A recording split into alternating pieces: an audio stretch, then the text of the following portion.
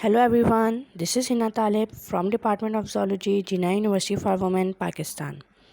Today's my presentation topic is microplastic hazards on water quality and human health. First of all, thank you so much NCSC for providing me this opportunity to present my research to you.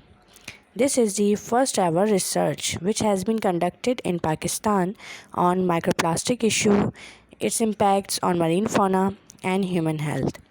So, let me begin with the introduction. Microplastic are tiny particles which are less than about 5 mm in diameter, and according to their size, they are divided into mesoliter and microliter. From last 4 centuries, microplastic is polluting the marine environment. About 92% of the marine pollutant and approximately 80% of the seashore pollution consists of microplastic. There are two major sources of microplastic: primary sources and secondary sources. The fish migration, food web, feeding, life cycle, and their reproductive rate all are affected by the presence of microplastic in the ocean. Microplastic also damage the pathogens, biodiversity, and block the intestine of marine biota. By the human consumption, microplastic cause complication in the reproduction because it can transfer to fetus through placenta. It also causes obesity, nervous system damage, cancer, and hair loss. The objective of this research is to aware people and organizations about the importance of microplastic control for the betterment of marine life. For this reason, we had selected Clifton Beach, Karachi. We plot the flags at different stations, then collect the sand sample. We have applied 3 different methods to calculate the amount of microplastic. First is direct counting method, second is shaking method, and the third is separating funnel method. Among all these, direct counting method was found more accurate. From these methods, we have found 4 different types of microplastic. First is metallized film wrapper, second is black thread, third is white thread, and in the last, miscellaneous plastic.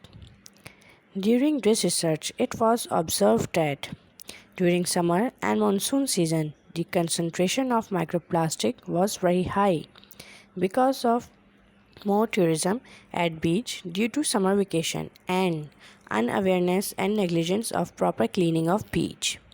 On the other hand, in winter season, the microplastic concentration was low. We also found that microplastic concentration increased due to high tidal waves and wind actions. By the ingestion of microplastic, marine fauna are affected and lost their lives because microplastic enter into their food web, and by the consumption of seafood and seawater, microplastic are directly enters into the human body and cause very serious diseases. Now, I would like to conclude by saying that microplastic is a major threat towards the marine fauna, and it is polluting our sea environment and lower the water quality.